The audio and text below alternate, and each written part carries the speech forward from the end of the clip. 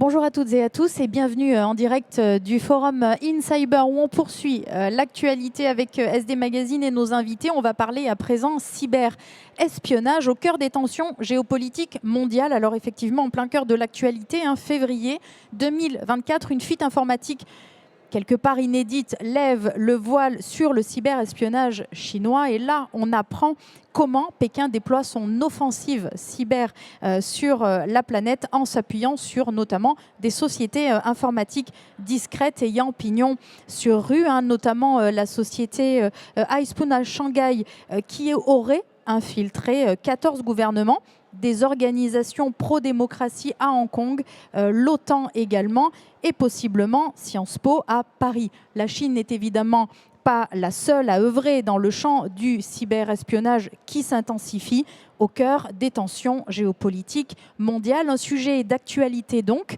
que nous allons aborder avec nos deux invités. J'ai le plaisir d'accueillir à mes côtés Léonard Roland. Merci d'être avec nous. Bonjour. Vous êtes donc le sous-directeur au sein de la direction des affaires stratégiques, de la sécurité et du désarmement au sein du ministère de l'Europe et des Affaires étrangères. Et nous avons également le plaisir d'accueillir Franz Imbervier. Merci Franz d'être avec nous. Bonjour, merci de votre invitation. Et vous êtes donc le CEO d'Upcom. Alors, on va revenir sur cette notion de cyberespionnage qui monte, essayer surtout peut-être déjà de voir ce que l'on met derrière cette terminologie du cyberespionnage et peut-être avec vous, Léonard, quel est alors, du point de vue de la France, bien entendu, les principales menaces qui sont liées au cyberespionnage?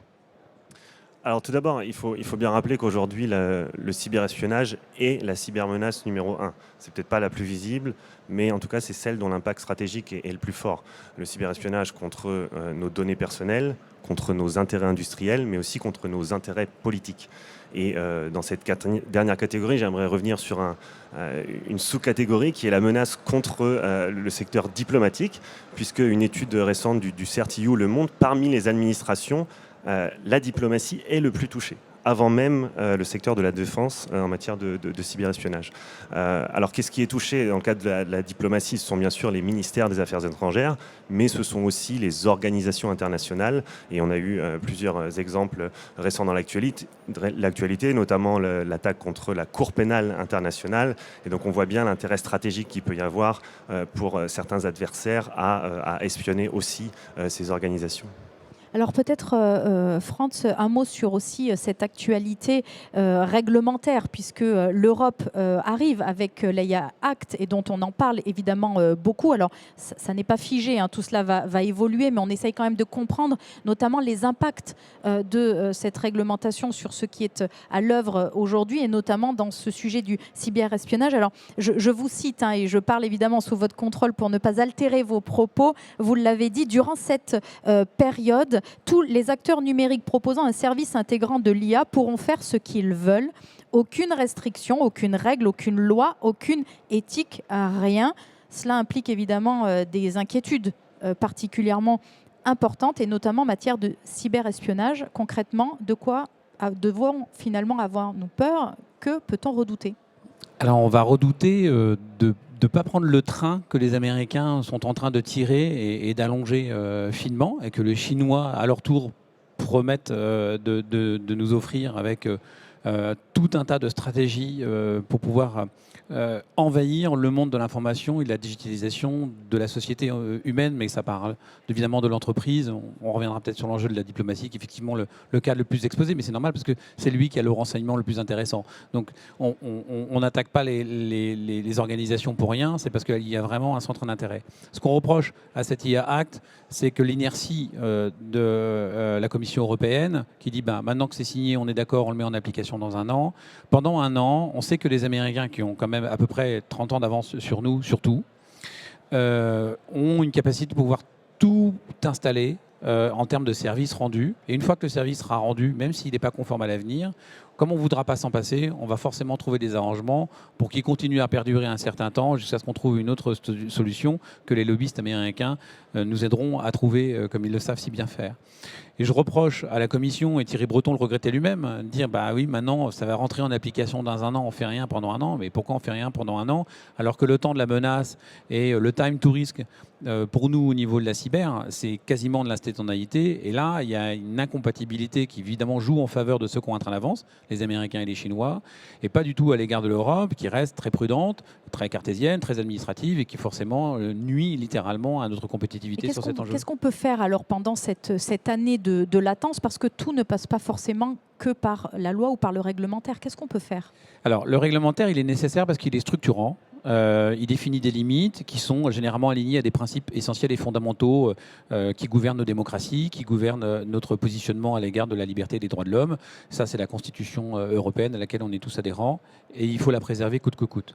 Mais il n'empêche qu'évidemment, ce n'est pas suffisant. Dans le monde de l'économie civile, la réglementation a son jeu pour les organismes étatiques et pour les organismes soumis à des réglementations particulières, comme les opérateurs d'importance vitale, qui sont extrêmement exposés à l'espionnage extracontinental, mais également les opérateurs de services essentiels, où là, c'est plus de la menace régalienne en termes de guerre cybernétique.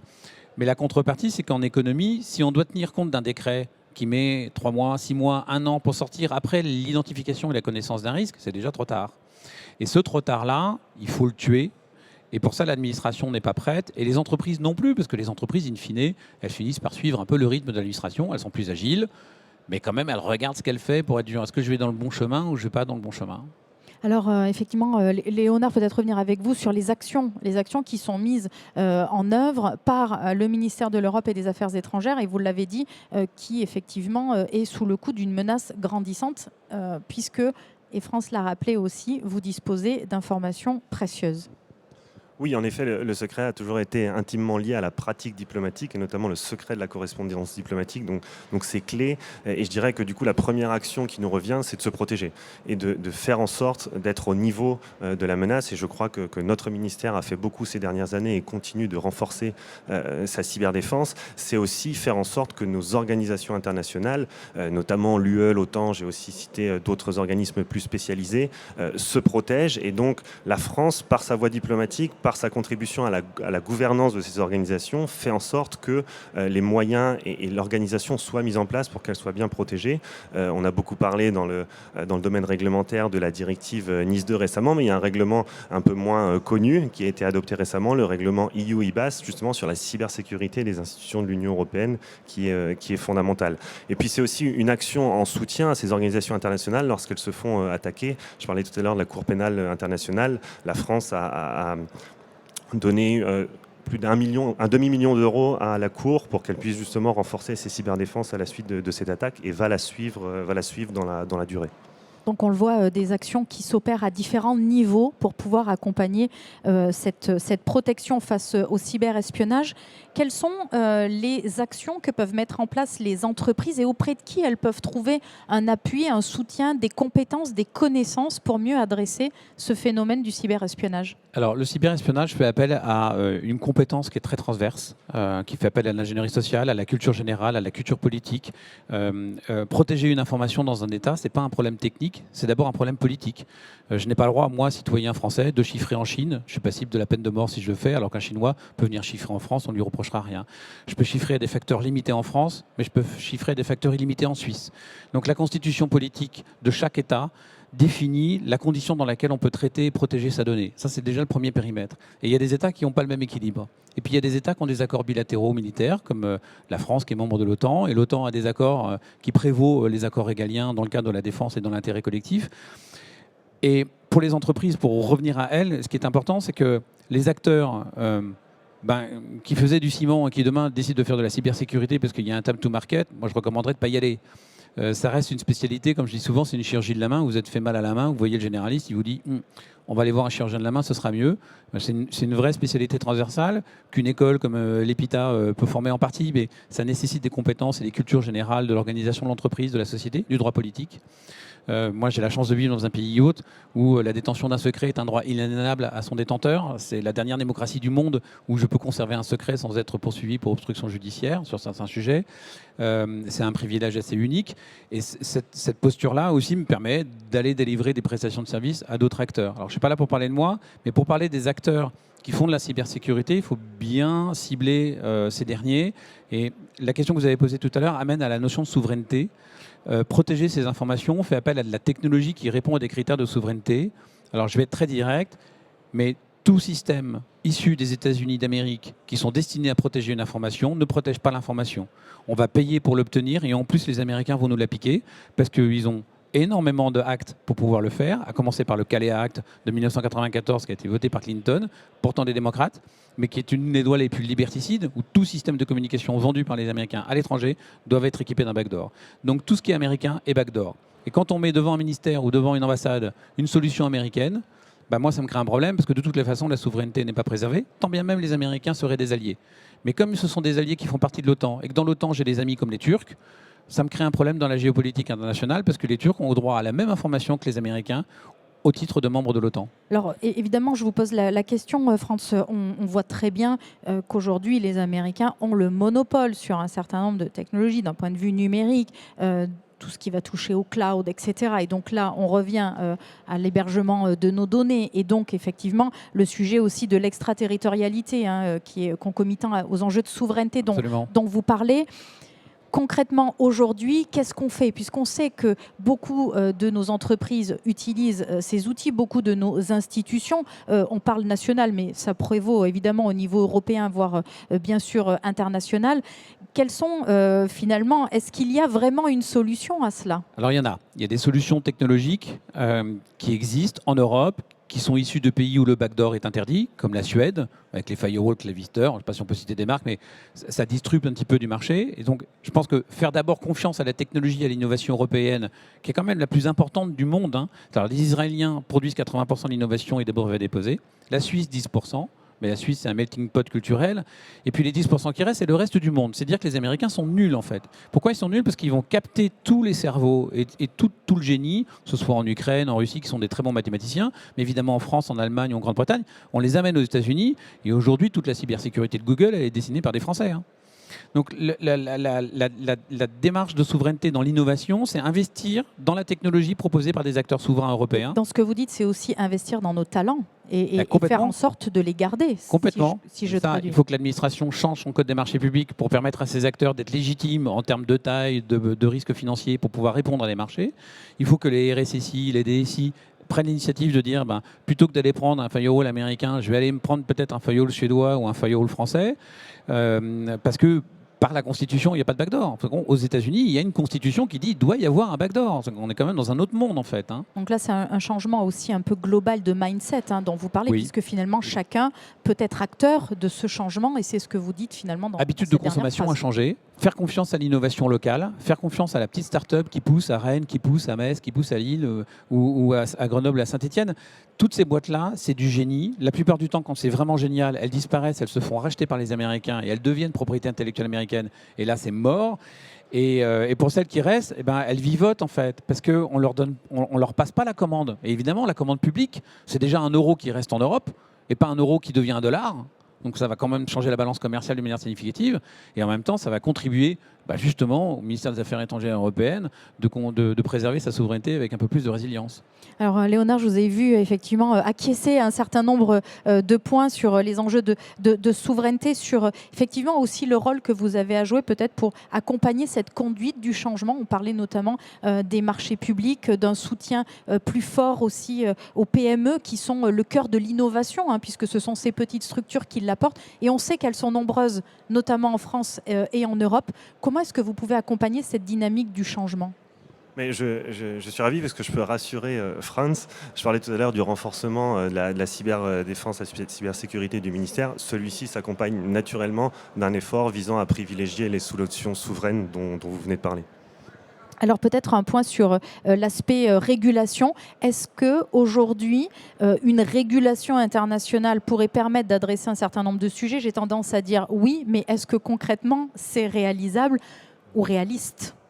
Alors, il y a beaucoup de choses à dire, bien sûr, sur la régulation internationale. J'aimerais citer un exemple récent de nos efforts dans ce domaine. Il a trait à la régulation d'un marché en plein essor aujourd'hui de capacité d'intrusion par des entreprises qui, en gros, développent un marché du cyberespionnage.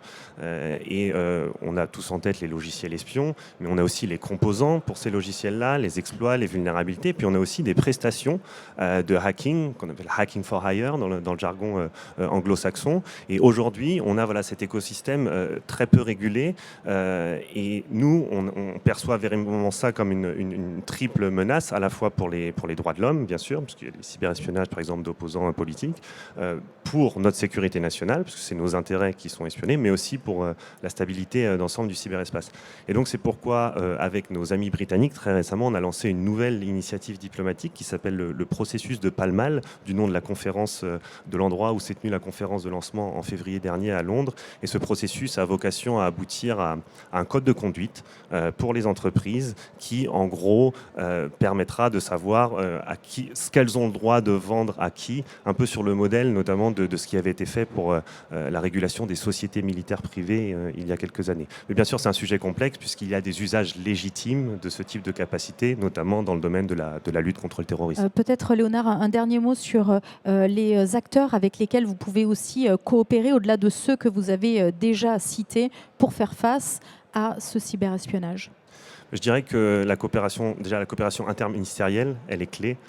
Aujourd'hui, quand on fait une attribution, donc désignation publique ou non publique du commanditaire d'une cyberattaque, c'est un acte fort de politique étrangère. Et donc la diplomatie sera à la manœuvre.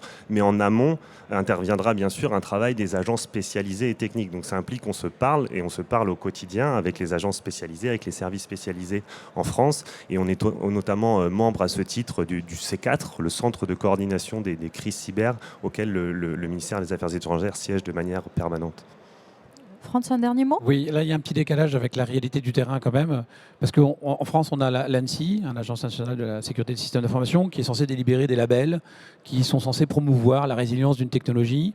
Déjà, l'ANSSI devrait arrêter d'accorder des labels à des sociétés américaines. C'est pas tenable pour moi, comme c'est pas tenable qu'on ait un Palantir qui s'installe au campus cyber de la Défense. Parce que ce sont des organismes publics d'espionnage clairement établis, c'est leur métier, c'est leur fonction de faire de l'intelligence économique, et ils sont là à portée de toute la substance académique et de l'innovation européenne que l'on peut produire en France, en Suisse ou ailleurs. Et le deuxième problème, c'est qu'on a un décalage entre la capacité administrative à promouvoir quelque chose pour les collectivités, pour les départements, la force de l'ANSSI aujourd'hui, qui est, je vais être très cash, mais qui est nulle. C'est-à-dire mettre plus de 18 mois pour délivrer une CSPN à une petite start-up qui a une bonne idée et qui ne peut pas accéder au marché OIV pendant ce temps-là. Dans 18 mois, la boîte, elle est morte en fait. Et on aura perdu cette innovation et elle sera soit diluée dans un océan, soit elle sera partie aux États-Unis et on aura perdu cette saveur. Donc il ne faut pas que l'ANSSI, en fait, pour moi, elle n'est pas légitime à donner des CSPN. L'ANSSI devrait faire son boulot, qui est de préserver les OIV, les OSE et apporter tous les conseils et toute la veille nécessaire à la résilience des données régaliennes.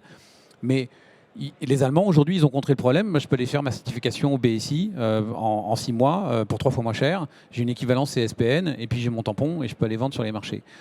Donc l'administration, elle n'est pas à la hauteur de son discours. En fait, c'est ça mon reproche. Il est très concret parce qu'on bosse avec beaucoup de partenaires qu'on met en avant parce qu'ils sont européens, parce qu'ils sont résilients, parce qu'ils sont souverains, et qu'on n'arrive pas à mettre en avant parce qu'en face, il y a un lobbying américain qui est monstrueux, dans lequel même l'ANSSI est tombé, dans lequel évidemment la Commission européenne est dedans. Les mecs, ils ont un siège avec 2 milliards de budget marketing par an sur la place de l'Europe avec des magnifiques lofts.